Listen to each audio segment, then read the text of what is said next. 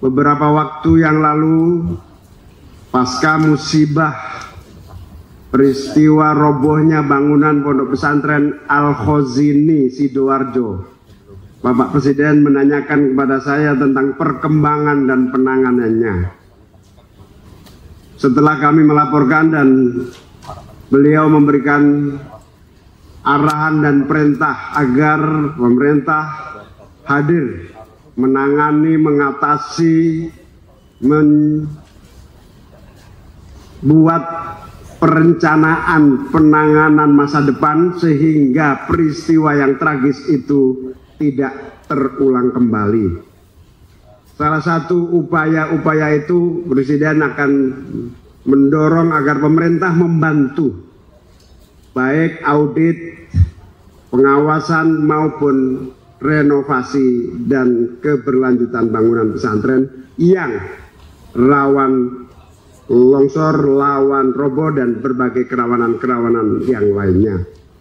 Dapat kita pahami bahwa Bapak Presiden amat sangat memiliki perhatian khusus dalam hal ini 3 hal. Yang pertama, pendidikan anak-anak, di mana perhatian kepada pesantren tidak lain adalah perhatian pemerintah atas keselamatan dan kenyamanan pendidikan anak-anak didik kita semua, terutama anak-anak usia sekolah dan santri.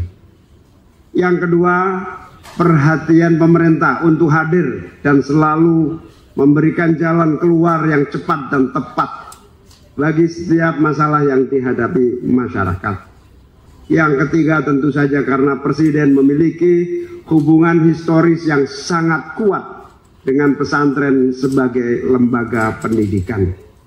Presiden sering menyampaikan dalam berbagai kesempatan, beliau jauh sebelum menjadi tentara, sejak awal selalu menjadikan pesantren sebagai tempat untuk melakukan perjalanan awal, start menuju perjuangan-perjuangan langkah berikutnya. Doa restu para ulama menurut Presiden senantiasa menjadi titik awal, terutama dalam peran beliau sebagai tentara nasional Indonesia. Ini tidak bisa dipungkiri dalam kesejarahan beliau dan pesantren yang memang memiliki hubungan yang khusus, sehingga perjalanan perjuangan beliau senantiasa dalam lindungan restu dan doa para kiai dan ulama. Tentu inilah yang kemudian membuat komitmen beliau secara pribadi dan sebagai kepala negara memerintahkan kepada kita semua jajaran pemerintahan untuk mendorong agar peristiwa serupa yang mengharu-birukan kita semua, tragedi musibah bencana alam, tidak pernah sebesar ini jumlahnya.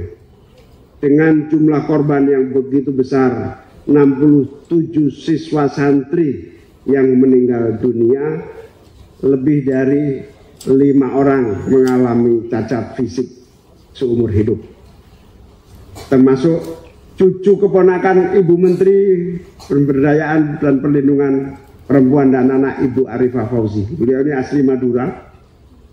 Korban peristiwa itu mayoritas adalah warga Madura. Dan sejarah keunikan pesantren bukan sekedar memiliki peran sebelum kemerdekaan, ikut bersama-sama berjuang melahirkan bangsa ini melalui perang kemerdekaan. Keunikan pesantren adalah kepercayaan masyarakat yang tumbuh terus-menerus dan terus bahkan hingga hari ini.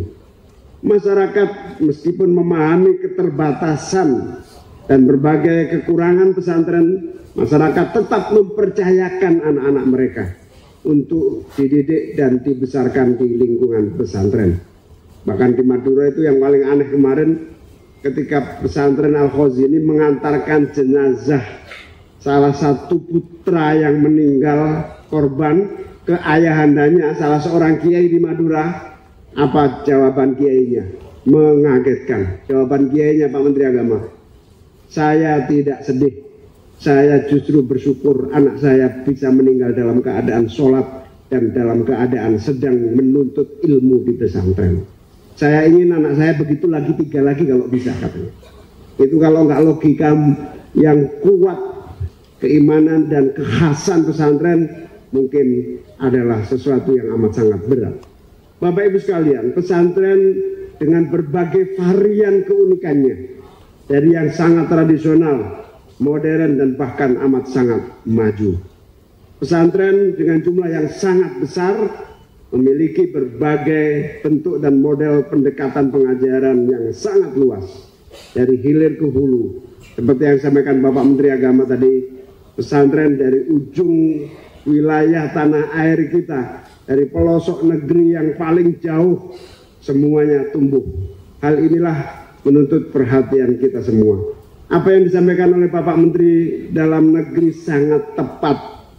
Peristiwa di Al-Khazini Sidoarjo adalah apa? Peringatan, Pak Menteri tadi ya, peringatan, apa istilah beliau tadi, wake up call kita sebagai pemerintah, wake up call kita sebagai semua pihak termasuk pesantren sendiri untuk terus menyiapkan diri dengan sebaik-baiknya agar anak-anak didik santri kita benar-benar mendapatkan ruang pendidikan yang aman, nyaman, dan terlindungi. Kita memahami sepenuhnya bahwa pesantren memiliki amat sangat keterbatasan. Di samping pesantren-pesantren yang maju, masih banyak pesantren yang amat sangat jauh dari kemajuan dan masih dalam ketertinggalan. Bahkan Kemenko Pemberdayaan Masyarakat mensinyalir 80% santri yang mengikuti pendidikan di pesantren adalah berasal dari keluarga desil 1, maksimal desil 2. Karena pembiayaan yang murah bahkan gratis di pesantren, kemudian tumbuh berkembang dan laku, bahkan selain itu mendapatkan kepercayaan yang total dari masyarakat untuk menitipkan anak didik mereka. Pesantren mengalami berbagai tantangan, bahkan berbagai kesulitan yang tidak mudah. Keunikan pesantren salah satunya adalah selain mandiri dan bahkan tidak pernah menerima bantuan pemerintah. Karena memang jangkauan, ada juga yang bersifat prinsip pesantren yang tidak mau dibantu. Pesantren-pesantren Gus Dur sampai hari ini yang ada di mana-mana punya Gus Dur. Kata Gus Dur presiden pun tidak pernah mau menerima bantuan dari pemerintah. Itu contoh bagaimana keunikan pesantren yang hampir hari ini juga masih banyak yang ingin mandiri.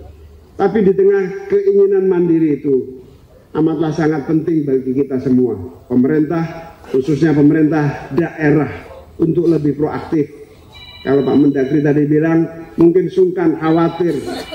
Yang lebih harus dikhawatirkan adalah anak-anak yang akan mengalami bahaya apabila kita tidak melakukan intervensi untuk mengatasi ancaman bahaya itu. Di sisi yang lain, kita juga menyadari masih banyak Pak Mendagri, masyarakat, pesantren kita yang tidak mengerti bagaimana caranya IMB, bagaimana caranya PBG. Satu, don't know, tidak mengerti memang bagaimana bahayanya secara teknis. Ada juga yang tidak mau tahu karena kebutuhan memproduksi terus-menerus. Bayangkan Lirboyo itu santri totalnya 25.000. Ditolak tetap datang dan memaksakan diri. Bahkan mendirikan sendiri ruangan-ruangan orang tuanya masing-masing. Di Lirboyo itu ada tradisi, kalau yang nyantri datang dan mendirikan sendiri bangunannya. Makanya tepat sekali Pak Menteri PU tadi memberikan pendidikan pelatihan kepada semua pihak termasuk santri dan orang tua yang ingin menjadi bagian integral dari pembangunan pesantren. Tepuk tangan untuk Pak Menteri PU. Lebih tepuk tangan lagi kalau intervensinya juga renovasi. Dan ini sudah dijanjiin oleh Bapak Presiden, renovasi akan dibantu untuk agar yang paling bahaya. Saya sudah membaca edaran yang kita keluarkan dan yang diberikan oleh Pak Menteri PU, yang akan mendapatkan prioritas bantuan dari Presiden itu adalah satu, yang rawan. Yang kedua, untuk prioritas pertama, jumlah siswanya di atas 1.000 orang. Dan yang ketiga, yang memang betul-betul tidak mampu untuk meneruskan bangunan itu. Ini kehadiran pemerintah. Dan menurut saya, Presiden maunya tidak hanya sekedar syarat itu, semuanya dibantu. Kalau itu syarat yang dimunculkan oleh Menteri PU, maklum ada kalkulasi anggaran dan seterusnya. Tapi Presiden maunya semua dibantu. Tapi itu kita akan usahakan terus, kita akan upayakan terus, karena pemerintah juga ingin kami sampaikan, pemerintah tidak ingin anak-anak didik kita belajar dalam keadaan rawan dan bahaya atas lingkungan pendidikan yang kurang nyaman. Karena itu kita akan terus hadir sebagai komitmen pemerintah untuk bersama-sama mewujudkan lembaga pendidikan yang layak, aman, nyaman, dan menjadi bagian dari ekosistem pendidikan yang mencerdaskan, yang melahirkan generasi yang tangguh. Jadi di bawah Kementerian Koordinator Pemberdayaan Masyarakat ini, selain basis masyarakat yang merupakan desil 1, kita juga menyadari banyak pesantren yang memang tidak peduli dengan soal ijazah. Yang paling penting lulus memiliki kemampuan mandiri. Oleh karena itu kurikulum pemberdayaan menjadi bagian integral dari upaya kita membangun lulusan-lulusan pesantren yang siap bekerja sekaligus siap mandiri menjadi pelaku usaha yang menopang usaha masyarakat.